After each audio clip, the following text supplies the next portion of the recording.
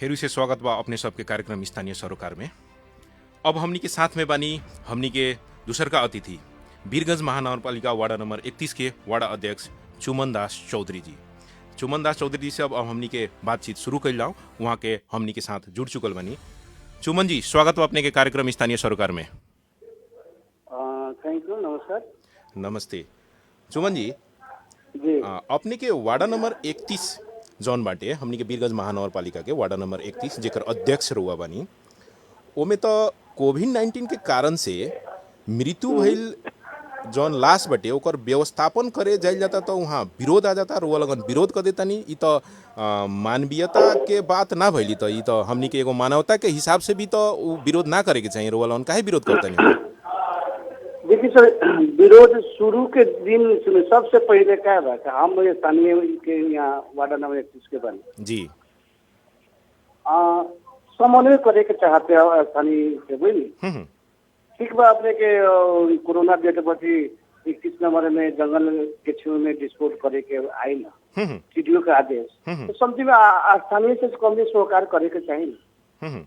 रुआ से समन्वय नहीं के बलिका कोनो सा जानकारी ना चुपके लिया के अपने के भेड़ा नदी में अपने गाड़े लागल, जनता विरोध कैल, हम भी गईनी, तो हम वहाँ डीएसपी के कमांड में आए रहे क्या कोरोना का डेट बची। डीएसपी साहब के भी कहनी कमती मलाई मौखिक जानकारी दिनु पड़ती जनतालाई म सम्झाउँथे, तो तपाईँ डाइरेक्ट आउनुभयो, जनताले अब कसरी अहिले सम्झिने वाला त छैन। तर पनि म के भने ठिकै छ, आजको लागि जनतालाई म सम्झाए बुझाएर तपाईँ लाग सुधार्नु, तर आइन अर्को चोटि आए भने मलाई जानकारी दिएर एउटा मेयर साहब भी अपने के नाम बतैले रहनी का?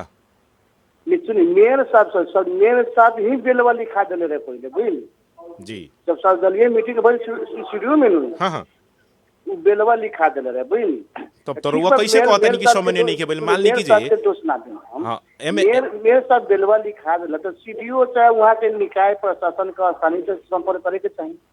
नहीं ना, वो तो ठीक बा, रुआ कहता नहीं समन्वय करे के चाहिए, समन्वय ना कैलक लोग, समन्वय होके के चाहिए, ये अपना जगह पर बात बा। लेकिन हमनी के 1 नंबर वार्डा से वीरगंज महानगरपालिका के 1 नंबर वार्डा से लेके 32 नंबर वार्डा तक के माने प्रमुख जिम्मेवार व्यक्ति हमनी के मेयर साहबानी। सर्वदलीय बैठक बैठ के यदि सर्वदलीय बैठक से निर्णय भइल बाटे कि जंगल में ले जाके एकरा के व्यवस्थापन करे के, तो ओमे जंगल 31 नंबर वार्डा में पड़ता, तो ई समन्वय नहीं खे भइल को रुआ कैसे कह सकता नहीं? मेन के समन्वय के क्या सकते और स्थानीय से तो ना करें, हमारे साथ ना करें, उगने के सीडीओ को अलगे बोर्ड बैठक रहे, हमने के नगर पालिका के बोर्ड बैठक ना रहे। अच्छा, उस सीडीओ में अपने के सर्वदलीय बैठा रहे, ऊ में निर्णय माने रुआ कहे के मतलब रुआ से पूछे के चाहिए, रुआ से कहे के चाहिए। मेन जनता हमारे वार्ड में अगर कोरोना डेट बढ़ी आवता गाड़े तो हमारे जानकारी होके के पड़ल न, तब जनता के हम समझाए से बीमारी ना फैली, 4 किलोमीटर उन्हें पर गाड़ता, उससे कोनो हानि नुकसानी ना होई। अच्छा, ई भइला के बावजूद में भी चुमन जी शुरू के दिन ही नहीं होए लागल। चुमन जी कारण ये बा चुमन जी, ई भइला के बावजूद में भी रुआ कहता नहीं कि ठीक बा हमी गनी तो कहनी कि जे गाड़े देवे के चाहिए, तो ई जब रुआ वहाँ उपस्थित बढ़ले बानी, रुआ कह के समझाव बुझाव करत बढ़ले बानी, उ अवरोध के उ जनता सबके सैकड़ों जनता वहाँ राती उपस्थित बाटे, तो ई का स्थिति भइल कि जे वहाँ 6 राउंड आंसू गैस छोड़े के स्थिति आ गई, 4 राउंड हवाई फायर करे के स्थिति आ गई? ई थोड़ा यथार्थ बता दी तो जी। सुनिए, सबसे हम प्रशासन की गलती में देखें सर, बुझली जी। जनता सर्वोपरि होला क्या? जनता बानी तो रहुआ बानी, हम बानी, प्रशासन बानी, सीडीओ बानी क्या? जनता के भावना के कदर करे के पड़ेला क्या केकरो भी? भावना का है, जनता के भावना का है, थोड़ा स्पष्ट बात सुन लो। जनता के टैक्स से महीना खावल जाए, जनता के धुआं मुरा आंसू गैस प्लास्टिक गोली चलावे के मिली, इतना न सर बढ़िया भइल सर। रह गल देखी परसों एसपी साहब बोलेलन, मैडम हम गईनी है 30, 31, 32 को वार्ड अध्यक्ष बोले रहे, 32 ना गई, 30 गईनी और 31 गईनी सर। वहाँ मेम साहब कहनी एसपी साहब के ठीक छ तपाईँ लग्नुहोस्, हामीलाई केही आपत्ति छैन, जनताले म सम्झाइदिन्छु, तर अर्को बाटो लग्नुहोस् के बाटो के हम यदि लोकेशन भी टिपा देनी डीएसपी के ऊ बाटो ले जाई तो विवादे ना काल हुई सर, बुझली लेने रोड में हो गई। ईगो पर देखैला प्रशासन का कहे के मतलब रुआ वहाँ एसपी साहब के बोल देले रहनी कि जे ई रास्ता से रुआ ले आएम तो हो सकता विरोध हो जाई, रुआ फिर दूसरा तो रास्ता हम से खोज ले। नहीं तपाईँको साउथको रास्ता के तपाईँको जङ्गलको छेउछेउ बाटोमा बता देले रहे, नोट करा देले, डीएसपी साहब नोट कइले रहल का। हमको तपाईँको 31 पनि छुट छ, 32 पनि छुट छ, तपाईँको 30 पनि छुट छ के, ऐसा रास्ता बटैले अनि फिर भी ये मेन रोड हो गई चलाइल, एक के चलते विवाद होइल छ बुझलिए। अच्छा चुमन जी, ई इतने खतरा विवाद हो गइल कि जे मेन रोड से काहे आइल ख मेन का बन मेन रोड से ना कि औरी भी दोसर भावना हुआ के स्थानीय लोग के बा? जनता के कथन बा तपाईँको अरू वार्ड के मरता कोरोना से, हमने के 31 वार्ड में गाड़े के चाहिए, जोन वार्ड के मरता वो वार्ड में काहे नहीं गाड़त? अच्छा, जनता के बात ई बा और जनता के बात ई बा का? अच्छा चुमन जी, तो अब हम अब रुआ हमरा से समझैली एक है, औरी बात जनता बताई, के समझैली जी। एक औरी बात बताई। कोरोना के मृत्यु जौन 100 बाटे, मृत्यु भइल 100 के व्यवस्थापन करे के मापदंड ई बाटे कि जे साफा आदमी से दूर जहाँ बस्ती ना होखे वहाँ जाके व्यवस्थापन करे के, वो व्यवस्थापन करे के वहाँ घर परिवार के आदमी भी नइखे जात, माने विभिन्न जौन पारंपरिक चीज होखेला उ भी नइखे करे वाला स्थिति, आदमी जाता मुंह देख के आ सिर्फ गाड़ देता। वीरगंज महानगर पालिका में यदि 31 नंबर वार्डा में रउआ लगन के वार्डा के अगर कोई मृत्यु हो जाता तो ओकरो खतरा अगर माने रउआ लगन इहे टाइप के कहम लगन तो ई बात ठीक बा? देखिए सर, हम बुझता नहीं, रुआ बुझता नहीं क्या, जनता तो नहीं ना बुझे, जनता के उ दिना समझैले बुझे तब न 2 लाख गाड़े देना। माने ई तो माने ई तो अचम्म के माने मानवीयता के खिलाफ वाला बात नहीं हो जाती। मान ली कि जे माने 31 नंबर जनता के ही कोरोना अगर कथम कताची माने ऊपर वाला ना करस जे लागो, लेकिन ओइसन घटना घट जाता, ई तो केहू के लाग सकता नु। अभी के स्थिति देखल जाल जाता है तो केहू वंचित नहीं के, प्रशासकीय अधिकृत एबरा कोरोना से मतलब संक्रमित बाड़न, सांसद संक्रमित बाड़न, मेयर साहब संक्रमित बाड़न, विभिन्न डॉक्टर लोग संक्रमित बा, तो एकर गारंटी नहीं है कि हमनी 132 नंबर वार्डा के सब कोई संक्रमित ना हो जाए। तो एमे तो मिलजुल के हमनी के काम करके आगाड़ी बढ़े के चाहिए। मेरे सुनने कथी बा का, एगो प्रशासन या एगो अपन देखेलन का, रास्ता बहुत बा, आरक्षण नहीं के, आधा बार आरक्षण नहीं के, सरकार के जमीन बा वहाँ कोई विरोध ना करित का, जाके आरक्षण में भीतर जंगल में गाड़ दिस, अच्छा, का आपत्ति ना होई। उहे रास्ता रुआ बतैले रहनी, प्रशासन के अपने उहे रास्ता बतैले रहनी का? हेलो, अपने उहे रास्ता बतैले रहनी, परसा बने जंतु आरक्ष बाटे। हम बतैले ठीक है भाई, यूं आई गाड़े, लेकिन रास्ता सिमरा चौक से पश्चिम को रास्ता जाला बुझली। हाँ हाँ, उ जंगल के छेव जहाँ हलैले बा ओजी के चल जाला, ई रास्ता बतैले रहनी। अच्छा, ई अगर रास्ता आई तो जनता के जानकारियो ना होई, ठीक बा, जंगल के छेव ले गेल कोनो मतलब नहीं का। अच्छा, अब मेन रोड प्रयोग करले एक, अब जनता कथी बा, अब जनता के चेतना कमी बा, हमने के मधेसी समाज के तो अभी चेतना में कमी ना बचा, बुझे में टाइम लगेला, बाद में बुझे में तो पछताए के पड़ेला। अच्छा, हम तो सर सुनी ना, हम एगो जनता के प्रतिनिधि बानी, जनता से चुनल बानी, तो हम जनता के पक्ष में रहम जी, प्रशासन के पक्ष में काहे नहीं? हम जनता के पक्ष से मतलब सही गलती के जनता तो प्रशासन के हम 12 में शुरू से ही प्रशासन सहयोग दिले बानी, अगर शुरू के दिन प्रशासन के हम सहयोग ना दिले तो उहे दिन गाड़ी ना देते 2 लाख। सुमन जी, जेकर शहादत, अब शहादत का ओकरा के मृत्यु कहल जाओ, जेकर 100 बाटे उ भी तो जनता ही हनु, हमनी के वीरगंज महानगर पालिका के ही जनता हुए होगी ना, सब कोई हमनी जनते बानी सन, तो जनता के एक दूसरा के सहयोग करे वाला अभी स्थिति बाटे, एक दूसरा के सहयोग करे जी। हम तो न घर के बानी न घाट के बानी, इन्हें जनता भी गाड़ी देता, उन्हें प्रशासन भी गाड़ी देता, हम करी तो क्या करी? और वो एकरा के मैनेज करे के पड़ी, एकरा के व्यवस्थापन करे के पड़ी टेंशन में बानी जे केला के जनता हमर सर्वोपरि बानी त। हां, एकदम जनता सर्वोपरि बा, इहे बात हम रुआ के कहतनी नो कि उ लास्ट जोन बटे, उ 100 जोन बा, उ भी जनता के ही हुए, जनता ही ह, उ भी वीरगंज महानगर पालिका के ही जनता हुए नु। जनता तो अबुझ नहीं के, सब लोग पढ़ लिखल बा, वो तरीका बा बनता से सुलझल जाल जी का। देखिए मतलब अपने के प्रशासन अपन बल बूटा में आंसू गैस, अपने के प्लास्टिक गोली चला दी। अच्छा, ई कोनो हताहत तो नहीं भइल राती के घटना में? कोनो केहू जनता के माने नहीं कोनो किस्म के अंग भंग घायती तो सर बहुत भइल बा, लेकिन सामान्य किस्म के घायती बा। अच्छा, घायते भी भइल बा लोग जी, एकर मतलब ढूंगा मुड़ा होत रहे का जी? ढूंगा मुड़ा होत रहे का घायते कोई ढूंगा मुड़ा पर आंसू गैस प्लास्टिक गोली सब चलल का। लेकिन सबसे मेरे क्या बा सर बुझनी, कोनो चीज बुझनी द्वंद से सोल्व ना होला सर। बरता टेबल टॉक से सुल बोला। अच्छा एकर उपाय का बात हो एकर उपाय थोड़ा बताई अब तो होके वाला घटना घट गई काल मैसेज आइल कहीं से मैसेज आइल जे अध्यक्ष जी आज तपाईँ मेजर साहब आधा भारको जुन मेजर साहब छ हाम्रो पनि घटवाको जङ्गलमा छ एउटा हाम्रो चाहिँ ट्रेनिंग सेंटर आर्मी को मेयर साहब बोलैन अपने कुछ सर्वदलीय नेता के बुला के वहाँ सहमति करल एगो समिति गठन करके केला के लाश के डिस्पोज करल जाए एगो वातावरण बना दें। तो हम इंतजारे करते रहे का जो हमारा के मैसेज दी हम जाके वहाँ सहमति बना के एगो समिति गठन कर दें अब बढ़िया से बढ़िया सुझाव दे के लाश के डिस्पोज कर जाए।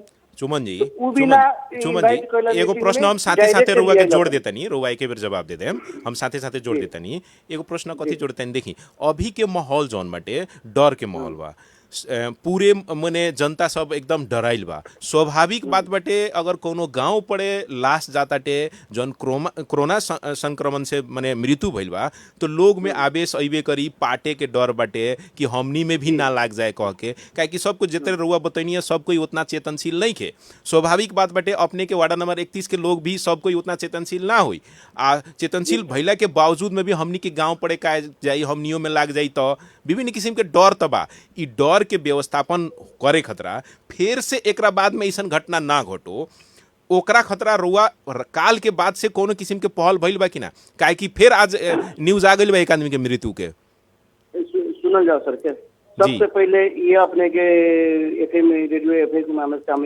प्रशासन के घोर वासना करे के चाहतन क्या ठीक बा काल लिए ला हां काल लिए तो हमरा के जानकारी तक नहीं के एसपी कइले एक बेर डायरेक्ट शांत के लिया होता अच्छा रुआ ई कथी कहे के चाहतन एसपी साहब यदि रुआ के जानकारी दे के जइहन तो कोनो दिक्कत ना होई। हां हम पहले ही जनता के हम कन्विंस कर देम जैसे बात बा आ उससे कोनो जो एती ना होई जो कुछ नेता लोग खुरपाती में मसाला भर देता राजनीति अभी मान ली एकरा बाद में अब तो फिर एगो मृत्यु के खबर आइल बा तो एकरा बाद में अगर लाश लेके जाता लोग एसपी साहब रुआ के यदि फोन करके कह देता रही तो कोनो दिक्कत ना हुई रुआ सब जनता के समझा देम। हाँ ठीक है मेरे का लेकिन ये भी प्रशासन से आग्रह बा हमार जो अपने कुछ दूर कति में 6-7 किलोमीटर पर ले जाई अपने आपत्ति नहीं के हमारे जनता के हमरो नहीं के आपत्ति अगर फिर अगर नजदीके में गई तो फिर अपनी जनता उतर जाए। अच्छा माने नजदीके में ना गड़ाई पड़ ई तो मांग तो जनता के जायज बा फिर ई जोन मांग बटे ई जोन मांग बटे अपने के 31 नंबर वार्ड के जनता के जे नजदीक ना माने 100 के व्यवस्थापन होके पड़ल ई मांग तो बहुत जायज बा जी जी ई मांग जायज बा ई मांग तो रुवालन के राखे के पड़ी यदि नजदीके में व्यवस्थापन करके चलावता लोग तो ई तो भइल की जो गईनी हड़बड़ करके चलैनी तो ई तो ठीक बात नहीं के तो यदि रुवालन के मांग बा कि तनका 4-5 किलोमीटर दूर जाके व्यवस्थापन हो तो ई बिल्कुल सही मांग बा जायज मांग बा प्रशासन के एकरा करे के चाहिए ई चीज उतना हमारा प्रशासन से आग्रह बा ठीक बा लाश के डिस्पोज करो दूर 6-7 किलो पर उन्हें जाके पूर्व जंगल में वो भी नदी के छेव में ना भेड़ा के छेव में ना जंगल भीतर जाके गाड़ो तो भेड़ा के छेव में गाड़ी बाड़ी आई लाश कर दिया गाँव में बुझली माने ई कुछ मांग बाड़सन रुआ लगन 31 नंबर वाड़ा के जनता के जैसे कि नजदीक ना गाड़े के पड़ल मेन रोड से ना लेके जाए के पड़ल साइड रोड ना जाए के पड़ी अपन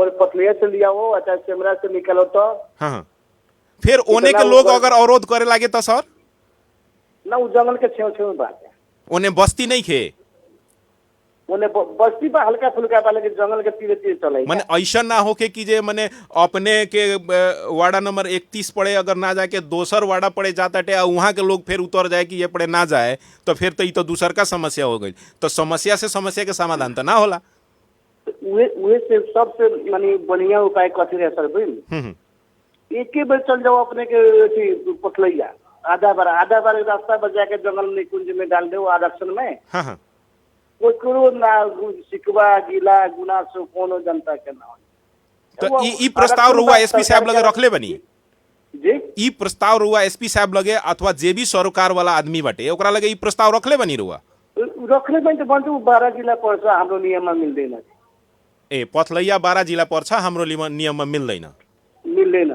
आरक्षण पर्सा हो नि त तो आरक्षण अपने के पर्सा में भी पड़ेला कुछ 12 में भी पड़ेला हाँ मने पर्सा में शायद नहीं पड़ेला परसे में पड़ेला हाँ पर्सा वन्य जंतु आरक्ष बजौन बिल्कुल पर्सा में पड़ेला ओकरा भीतर भीतर रुआ रास्ता बा कह के कहतनी तो अपने के एकदम मजा के रास्ता बा। वहाँ अगर डिस्पोज अगर कोरोना डेट बची करल जाता तो कोनो जनता का आपत्ति ना होई, गांव नगर के ना आपत्ति, सब जनता खुश रही का।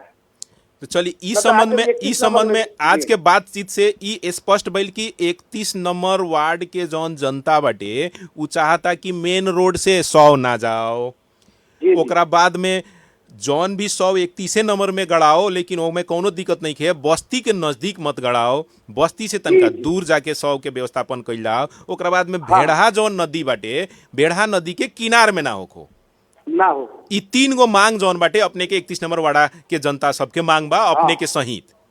जी जी एकदम जनता के उहे मांग बा। ई आचे दूसर का अपने के मांग बा कि जाए से पहले अपने के खबर होके के पड़ल।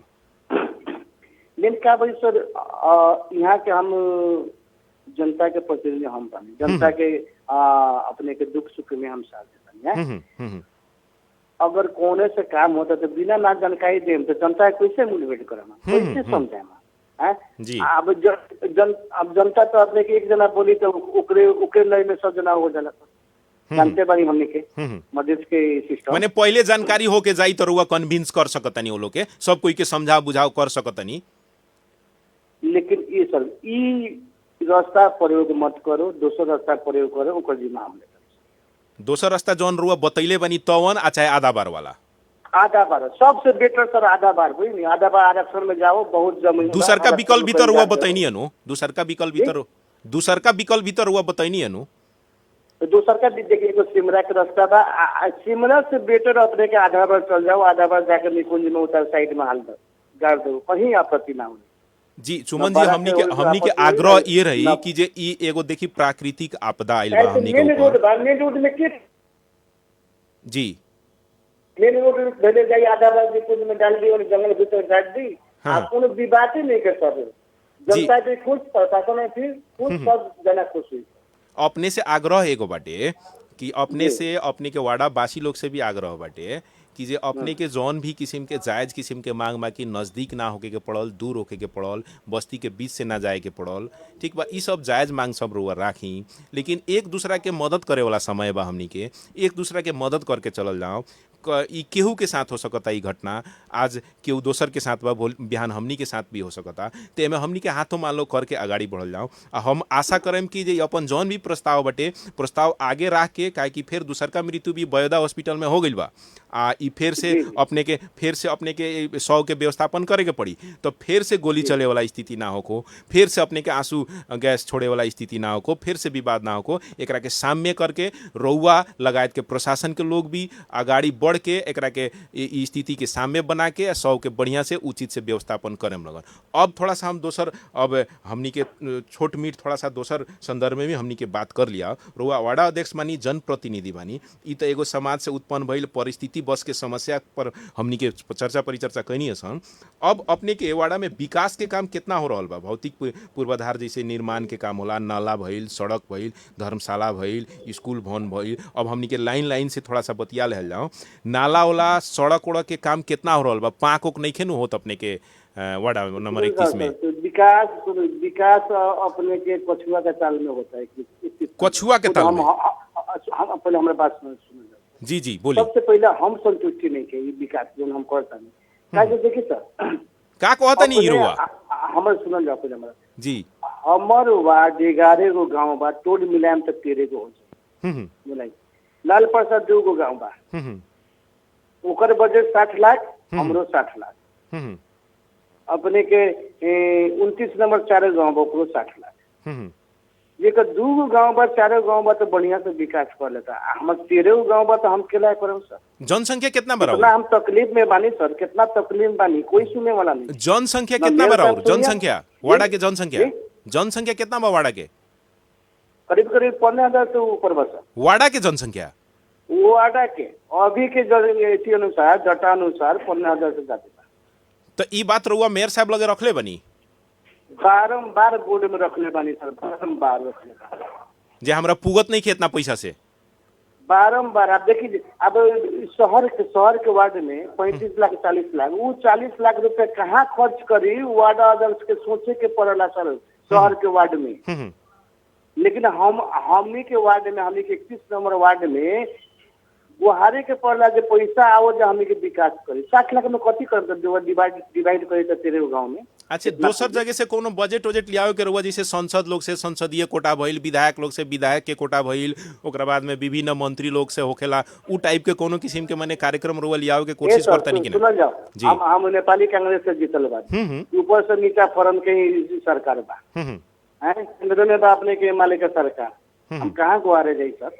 ना तो माने अपने के पार्टी के लोग नहीं के जीतल तो अपने ही के जगहिया से नु जीतल बा लोग ऐसा थोड़े बाटे कि जे खाली जहाँ जहाँ माने अपने के फार्म के लोग रही वही जान विकास होई, और जहाँ कांग्रेस के लोग रही, एमएलए के माओवादी के लोग रही, वहाँ विकास ना होई। पक्षपात हो जाला सर, बोली खाना फार्म का चीना कांग्रेस का वैसन किस्म के कोनो काम नहीं के होत रहुआ माने वाड़ा में 31 काम में होता, जितना सकले बने बढ़िया काम भइल बा सर, आकर हुआ आप विजिट कर सकम सर, जौन कोइले बनी सुंदर काम कोइले बनी सर।